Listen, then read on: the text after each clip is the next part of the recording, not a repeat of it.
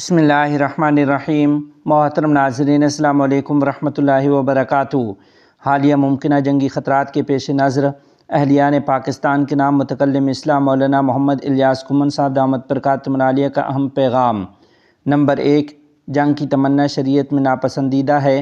شریعت نے جنگ کی خواہش سے منع فرمایا ہے، تاہم اگر جنگ مسلط کر دی جائے تو مسلمانوں پر فرض ہے کہ وہ ثابت قدمی اور حوصلے کا مظاہرہ کریں۔ نمبر 2، اپنے دفاعی اداروں کے ساتھ کھڑے ہوں۔ افواج پاکستان ہماری قومی سلامتی کی محافظ ہے۔ ہر فرد پر لازم ہے کہ وہ اپنی فوج اور ریاستی اداروں کی کھل کر حمایت کرے۔ نمبر 3، ملک کو اندرونی سازشوں سے محفوظ رکھیں۔ قومی یکجہتی کو کمزور کرنے والی اندرونی آوازیں دشمن کے ناپاک عزائم میں تقویت کا باعث بنتی ہیں۔ ہر فرد ان سازشوں کو پہچاننے اور ان کے خلاف اپنا کردار ادا کرے۔ نمبر 4، تمام اختلافات کو بالائے طاق رکھ کر اتحاد قائم کریں۔ اس نازک وقت میں سیاسی یا دیگر اختلافات کو پس پشت ڈال کر وطن عزیز کے دفاع کے لیے متحد ہو جائیں۔ نمبر 5، سوشل میڈیا پر ذمہ داری کا مظاہرہ کریں۔ جنگ سے متعلق غیر سنجیدہ باتیں، لطیفے یا افواہیں پھیلانا سخت نقصان دہ ہے۔ ایسی چیزوں سے مکمل اجتناب کریں اور ذمہ دارانہ طرز عمل اپنائیں۔ نمبر 6، دعاؤں کا اہتمام کریں۔ وطن عزیز اور اہل اسلام کی سلامتی، استحکام اور دشمن کے شر سے حفاظت کے لیے اللہ تعالیٰ سے گڑ گڑا کر دعائیں مانگیں۔ اللہ تعالیٰ اہل اسلام بالخصوص پاکستان کو اپنی خاص رحمت و عافیت سے نوازے۔ آمین بجاہ النبی الامین صلی اللہ تعالیٰ علیہ وسلم۔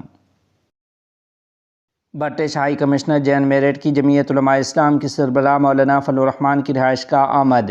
اس ملاقات میں بین الاقوامی حالیہ پاک بھارت کشیدگی اور خطے کے امن پر بات چیت کی گئی۔ اس موقع پر مولانا فضل الرحمان صاحب کا کہنا تھا کہ بھارت کا رویہ غیر ذمہ دارانہ ہے۔ بھارت اپنی ناکام سیکورٹی کا ملبہ پاکستان پر ڈال رہا ہے، جبکہ مودی اپنی سیاست بچانے کے لیے دونوں ملکوں کے عوام کو جنگ کی آگ میں دھکیل رہا ہے۔ قائد جمعیت مولانا فضل الرحمان صاحب نے کہا کہ برطانیہ اور بین الاقوامی برادری کو چاہیے کہ اس حوالے سے اپنا کردار ادا کریں۔ مولانا فضل الرحمان صاحب نے مزید کہا کہ وطن کے دفاع کی خاطر اپوزیشن اور حکومت ایک پیج پر ہیں۔ قوم باہمی اتحاد سے مودی سرکار کا مقابلہ کرے گی۔ حضرت مولانا غلام محمد وستانوی صاحب دامت برکاتہم العالیہ کے لیے دعائے صحت کی اپیل۔ انتہائی افسوس کے ساتھ یہ خبر دی جاتی ہے کہ خادم القرآن والمساجد حضرت مولانا غلام محمد وستانوی صاحب دامت برکاتہم العالیہ کی ان دنوں طبیعت انتہائی ناساز ہے۔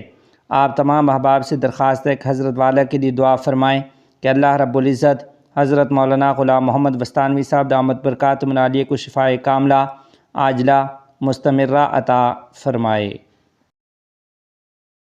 کابل اور دوحہ کے درمیان تعلقات کے فروغ پر بات چیت۔ تفصیلات کے مطابق امارت اسلامیہ افغانستان کے وزیر خارجہ مولوی امیر خان متقی نے دوحہ میں قطری وزیر خارجہ محمد بن عبدالعزیز الخلیفی سے ملاقات کی ہے۔ ملاقات میں فریقین نے دو طرفہ تعلقات، تعاون کے فروغ اور علاقائی امور پر تبادلہ خیال کیا۔ وزیر خارجہ افغانستان نے قطر اور افغانستان کے تعلقات کو مثبت قرار دیتے ہوئے امید ظاہر کی کہ دونوں ممالک کے درمیان سفارتی تعلقات مزید مضبوط ہوں گے۔